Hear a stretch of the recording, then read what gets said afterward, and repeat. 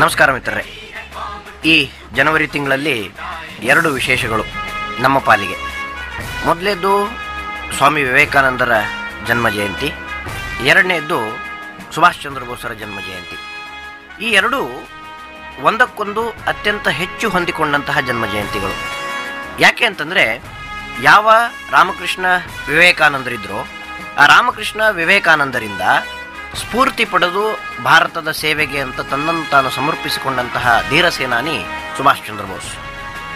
ಅವರ ಜಯಂತಿಯ ಪ್ರಯುಕ್ತ ಅವರ ಜೀವನವನ್ನು ನಾವು ಸ್ವಲ್ಪ ಮೆಲುಕು ಹಾಕ್ತಾ ಹೋಗೋಣ. ಸುಭಾಷ್ ಚಂದ್ರ ಬೋಸರು ಬಹುಶಃ ಇಡೀ ಪ್ರಪಂಚಕ್ಕೆ ಮಾದರಿಯಾಗಬಲ್ಲಂತಹ ಸೈನ್ಯವನ್ನು ಕಟ್ಟಿ ತಮ್ಮದೇ ದೇಶದ ಮೇಲೆ ದಾಳಿ ಮಾಡಿಸಿ ಬ್ರಿಟಿಷರಿಂದ ದಾಸ್ಯದ ಸಂಕೋಲೆಯನ್ನು ಕಳಚಲಿಕ್ಕೆ ಅತ್ಯಂತ ಪ್ರಾಮಾಣಿಕ ಹೋರಾಟ ಮಾಡಿದಂಥ ಒಬ್ಬ ವ್ಯಕ್ತಿ. ಅವರ ಬಾಲ್ಯ, ಅವರ ವಿದ್ಯಾಭ್ಯಾಸ, ಅವರ ಯೌವನದ ದಿನಗಳಲ್ಲಿ ಅವರು ಕಳೆದಂತಹ ಕೆಲವೊಂದಿಷ್ಟು ಘಟನೆಗಳು, ನಂತರದಲ್ಲಿ ಅವರು ಮಾಡಿದ ಸ್ವತಂತ್ರ ಹೋರಾಟ, ಇವುಗಳ ಬಗ್ಗೆ ನಾವು ಅರ್ಥ ಮಾಡಿಕೊಳ್ತಕ್ಕಂತಹ ಅವಶ್ಯಕತೆ ಇದೆ ಈ ದಿನಗಳಲ್ಲಿ. ಯಾಕೆ ಅಂತಂದರೆ, ಭಾರತ ವಿಶ್ವಗುರು ಆಗಬೇಕು ಅಂತಕ್ಕಂತಹ ಆಸೆ ಇಟ್ಕೊಂಡವರಲ್ಲಿ ಸುಭಾಷ್ ಚಂದ್ರ ಬೋಸರು ಒಬ್ಬರು. ಯಾವಾಗ ರಾಮಕೃಷ್ಣ ಪರಮಹಂಸರು ತಮ್ಮ ಇಡೀ ಶಕ್ತಿಯನ್ನು ವಿವೇಕಾನಂದರಿಗೆ ಧಾರೆ ಎರೆದ್ರು, ವಿವೇಕಾನಂದರಿಗೆ ಧಾರೆ ಎರೆದ ಎಲ್ಲ ಶಕ್ತಿಯನ್ನು ಮುಂದೆ ನಿವೇದಿತಾಳು ತಗೊಂಡ್ಲು. ಆ ನಿವೇದಿತಾರಿಂದ ಮುಂದುವರೆದ ಭಾಗ ನಾವೇನಾದರೂ ಕಲ್ಕತ್ತಾದಲ್ಲಿ ಒಂದು ಹೊಸದೊಂದು ದಿಶೆಯನ್ನು ಕಾಣ್ತು ಅನ್ನೋದಾದರೆ ಅದು ಸುಭಾಷ್ ಚಂದ್ರ ಬೋಸರಿಂದನೇ. ಇವರು ಹುಟ್ಟಿದ್ದು 1897 ಜನವರಿ 23ರಂದು ಒರಿಸ್ಸಾದ ಕಟಕ್ ಅಂತಕ್ಕಂತಹ ಒಂದು ನಗರದಲ್ಲಿ.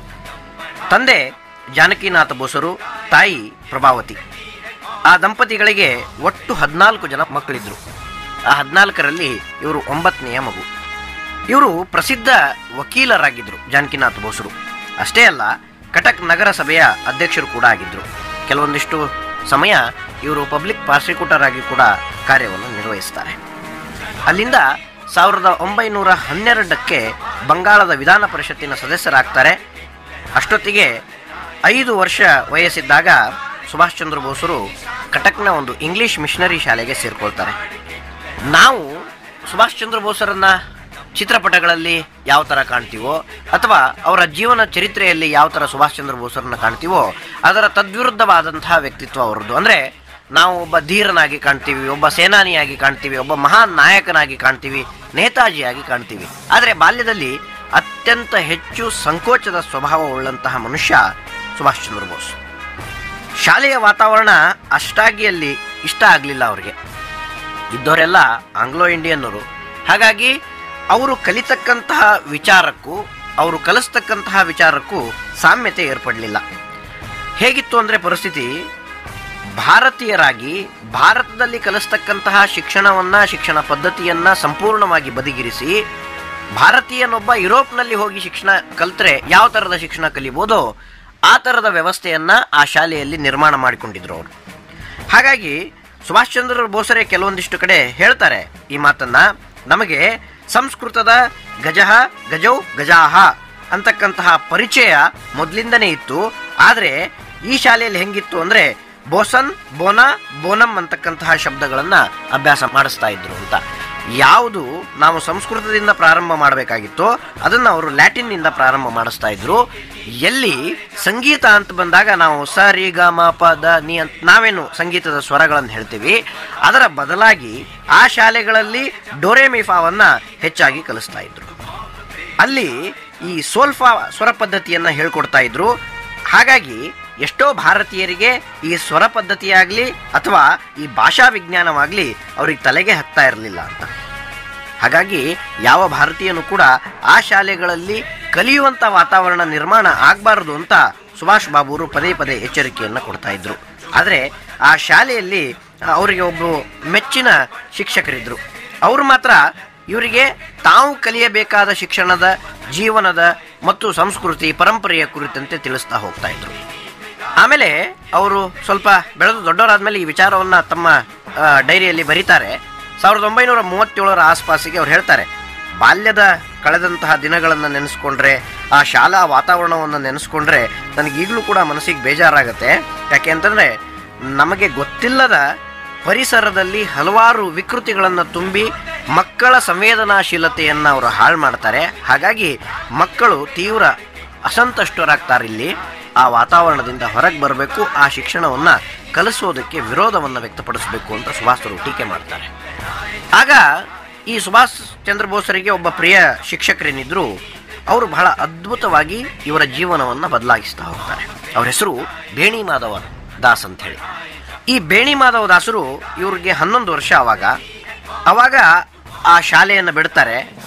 ಅವಾಗ ರಾವೆನ್ ಶಾ ಕೊಲಿಜಿಯೇಟ್ ಶಾಲೆಗೆ ಸುಭಾಷರು ಸೇರ್ತಾರೆ. ಬೇಣಿ ಮಾಧವ ದಾಸರು ಅತ್ಯಂತ ಶ್ರೇಷ್ಠ ಧ್ಯೇಯವಾದಿಗಳಾಗಿದ್ದರು. ಅವರನ್ನು ನೋಡಿದ ತಕ್ಷಣವೇ ಗೌರವ ಉಕ್ಕಿ ಬರತಕ್ಕಂತಹ ಒಂದು ವಾತಾವರಣ ಇತ್ತು. ಅವರು ಕೂಡ ಬ್ರಹ್ಮಾನಂದ ಕೇಶವಚಂದ್ರ ಸೇನರ ಶಿಷ್ಯರಾಗಿದ್ದರು. ಹಾಗಾಗಿ ನೈತಿಕತೆಯ ಪ್ರತಿಭೆಗೆ ಯಾವುದೇ ಅಡ್ಡಿ ಇರಲಿಲ್ಲ. ಸುಭಾಷರೇ ನೆನೆಸ್ಕೊಳ್ತಾರೆ ಪದೇ ಪದೇ, ಪ್ರಕೃತಿಯನ್ನು ಹೇಗೆ ಪ್ರೀತಿಸಬೇಕು, ಕೇವಲ ಸೌಂದರ್ಯಾನುಭವದ ದೃಷ್ಟಿಯಿಂದಲ್ಲದೆ ನೈತಿಕ ದೃಷ್ಟಿಯಿಂದಲೂ ಹೇಗೆ ಪ್ರಕೃತಿಯನ್ನು ಪರಿಗಣಿಸಿ ಅದರಿಂದ ಪ್ರೇರಣೆ ಪಡೆಯಬೇಕೆಂಬುದನ್ನು ನನಗೆ ಮೊದಲು ಹೇಳಿಕೊಟ್ಟವರು ಬೇಣಿ ಮಾಧವ ದಾಸರೇ ಅಂತ. ಆ ವರ್ಷಾಂತ್ಯದ ವೇಳೆಗೆ ಬೇಣಿ ಮಾಧವ ದಾಸರು ನಿವೃತ್ತಿರಾಗ್ತಾರೆ. ಬೇಣಿ ಮಾಧವ ಅದೊಂದು ಬಹಳ ಭಾವಪೂರ್ಣವಾದಂತಹ ಒಂದು ವಾತಾವರಣ ನಿರ್ಮಾಣ ಆಗಿತ್ತು. ಅವರು ನಿವೃತ್ತರಾಗಬೇಕಾದ್ರೆ ಎಲ್ಲ ವಿದ್ಯಾರ್ಥಿಗಳು ಗದ್ಗದಿತರಾಗಿದ್ದರು, ಅಶ್ರುಪೂರ್ಣ ಕಣ್ಣುಗಳನ್ನು ತುಂಬಿಕೊಂಡಿದ್ರು. ಮರುದಿನ ಬೇಣಿ ಮಾಧವರಿಗೆ ಈ ಅಧ್ಯಾಪಕರು ಮತ್ತು ವಿದ್ಯಾರ್ಥಿಗಳ ಪರವಾಗಿ ಒಂದು ಬಹಿರಂಗ ವಿದಾಯವನ್ನು ಕೊಡಬೇಕಾಗಿತ್ತು. ಆವಾಗ ಸುಭಾಷ್ ಚಂದ್ರ ಬೋಸರು ಒಂದು ಪುಟ್ಟ ಭಾಷಣವನ್ನು ಮಾಡ್ತಾರೆ. ಆದರೆ ಅದು ಮಾತಿಗಿಂತ ಭಾವಪ್ರಧಾನ ಸಂದರ್ಭವಾಗಿತ್ತು. ಅದಕ್ಕೆ ಮಾತು ಬಳಸದೆಯೇ ಎಷ್ಟೋ ಭಾವನೆಗಳ ನಿವೇದನೆ ಸಾಧ್ಯ ಎಂಬುದನ್ನು ಅವತ್ತು ಅರಿತುಕೊಂಡೆ ಅಂತ ಸುಭಾಷ್ ಬಾಬು ಹೇಳ್ತಾರೆ ಪದೇ ಪದೇ. ಅದೇ ಸಂದರ್ಭಕ್ಕೆ ಈ ಸುಭಾಷರ ಮನಸ್ಸನ್ನು ಆವರಿಸಿದ ಪ್ರಭಾವ ರಾಮಕೃಷ್ಣ ಪರಮಹಂಸರದ್ದು ಮತ್ತು ವಿವೇಕಾನಂದರು.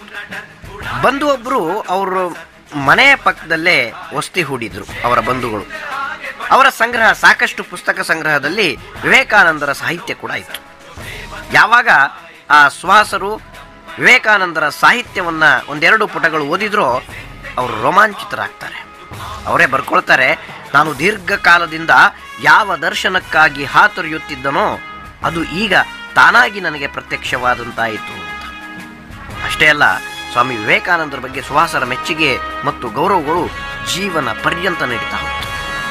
ಬೇಣಿ ಮಾಧವರು ನನ್ನಲ್ಲಿ ನೈತಿಕ ಭಾವನೆಯನ್ನು ಜಾಗೃತಗೊಳಿಸಿದ್ದರು, ಆದರೆ ನನ್ನನ್ನು ನಾನು ಸಂಪೂರ್ಣ ಅರ್ಪಿಸಿಕೊಳ್ಳುವಂತಹ ಆದರ್ಶವೊಂದನ್ನು ನನ್ನ ಮುಂದಿಟ್ಟಿರುವವರು ವಿವೇಕಾನಂದರು ಅಂತ ಅವರು ತಮ್ಮ ಜೀವನದಲ್ಲಿ ಹೇಳ್ಕೊಳ್ತಾರೆ.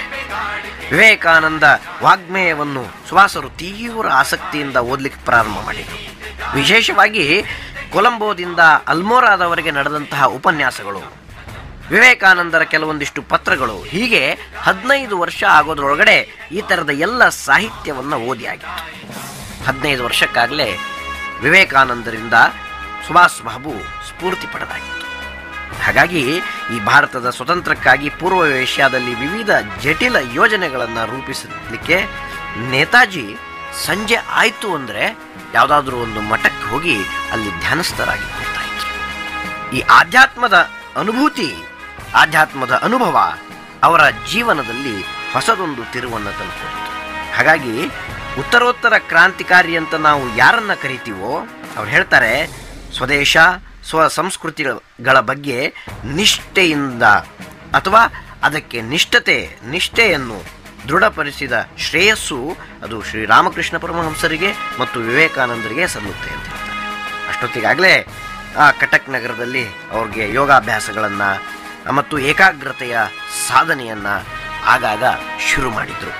ಅವರ ತಾಯಿಗೆ ಬರಿತಾ ಇದ್ದಂತಹ ಹಲವಾರು ಪತ್ರಗಳಲ್ಲಿ ಆಧ್ಯಾತ್ಮದ ಆಸಕ್ತಿಯನ್ನು ಸ್ಫುಟವಾಗಿ ಕಾಣುವ ಹಾಗೆ ಬರಿತಾ ಇದ್ರು.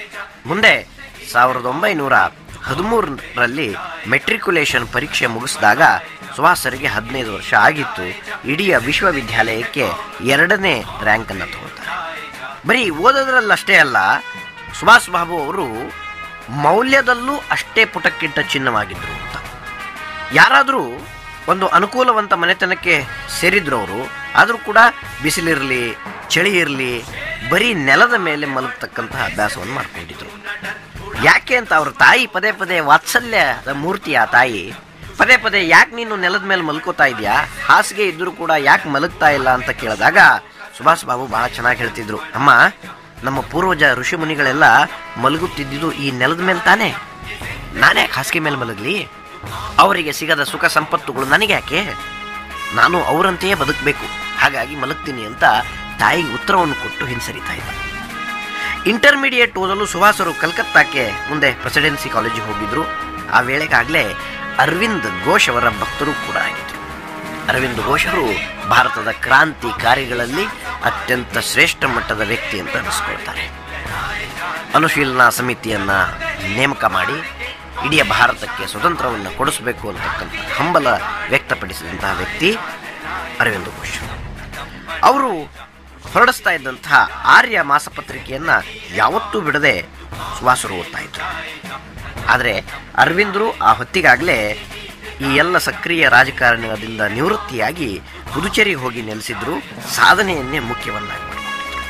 ಆದರೆ ಆ ಶ್ರದ್ಧಾಪೂರ್ವ ಸಾಧನೆ ಏನಿದೆ ಮತ್ತು ಅವರ ಮನಸ್ಸಿನಲ್ಲಿ ಭಾರತಕ್ಕೆ ಸ್ವತಂತ್ರ ಕೊಡಿಸಬೇಕು ಅಂತಕ್ಕಂಥ ಸಂಕಲ್ಪ ಏನಿದೆ, ಆ ಸಂಕಲ್ಪ ಅವರ ಈ ಸಾಧನೆಯ ಫಲದಿಂದ ಹೆಮ್ಮರವಾಗ್ತಾ ಹೋಯಿತು.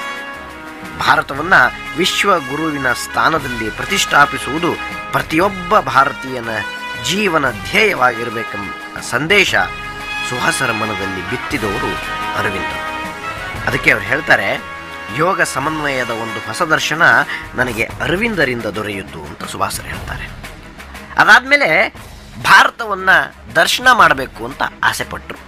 ಆ ವಯಸ್ಸಿಗೆ ಆಸೆಪಟ್ಟಾಗ ಎಲ್ಲ ತಮ್ಮ ಎಳೆಯ ವಯಸ್ಸಿನ ಹುಡುಗರನ್ನೆಲ್ಲ ತಗೊಂಡು, ಆವಾಗ 17 ವರ್ಷದ ಹುಡುಗ ತರುಣ, ಬೇಸಿಗೆ ರಜೆ ಒಳಗೆ 1914 ಆಸುಪಾಸಿಗೆ ಎಲ್ಲ ಮಿತ್ರರನ್ನು ಕರ್ಕೊಂಡು ಪ್ರವಾಸಕ್ಕೆ ಅಂತ ಹೊರಟ.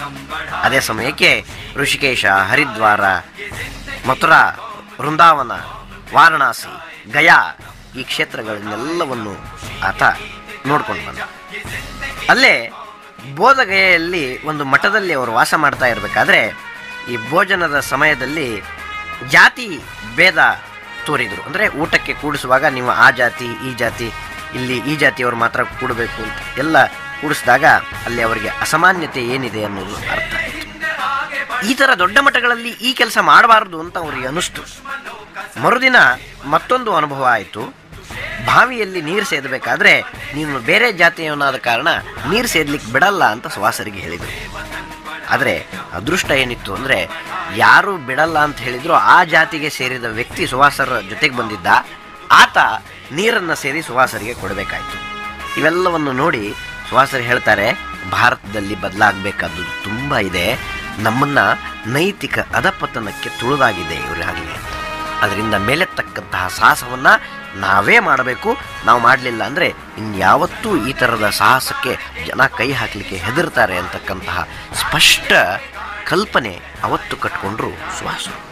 ಅದಾದಮೇಲೆ ಅವರು ಮನೆಯಲ್ಲಿ ಎಲ್ಲರೂ ಇವ್ರನ್ನ ಹುಡುಕಾಡ್ಲಿಕ್ಕೆ ಶುರು ಮಾಡ್ತಾರೆ, ಏನಾದ ಸುಭಾಷ್ ಅಂತ ಹೇಳಿ. ಆ ಎಲ್ಲ ಘಟನೆಗಳನ್ನು ಮುಂದಿನ ಸಂಚಿಕೆಯಲ್ಲಿ